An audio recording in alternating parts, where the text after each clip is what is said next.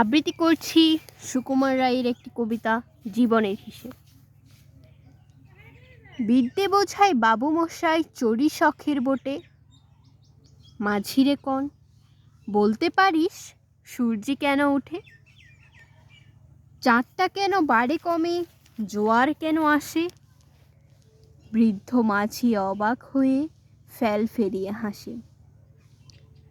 বাবু বলেন, সারা জনম মরলি রে তুই খাটি, জ্ঞান বিনা জীবনটা তোর চারি আনাই মাটি। খানিক বাদে কহেন বাবু, বল তো দেখি ভেবে, নদীর ধারা কেমনে আসে পাহাড় হতে নেবে? বল তো কেন লবণ পোড়া সাগর ভরা পানি? মাঝি সে কয়, আরে মশাই অত কি আর জানি।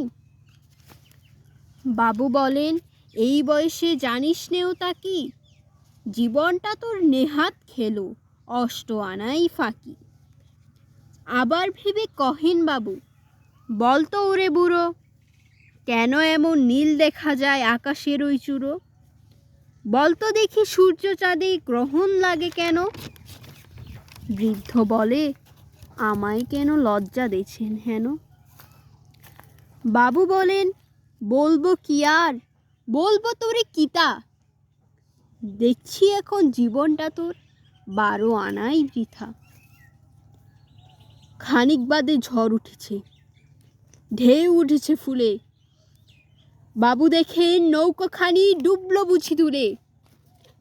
মাঝিরে কন, এ কি আপদ, ওরে ও ভাই মাঝি, ডুবলো নাকি নৌকো এবার, মরবো নাকি আজি?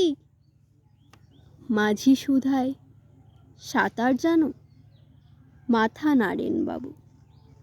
মূর্খ মাঝি বলে, মশাই এখন কেন কাবু, বাঁচলে শেষে আমার কথা হিসেব করো পিছে, তোমার দেখি জীবনখানা 16 আনাই মিছে। ধন্যবাদ।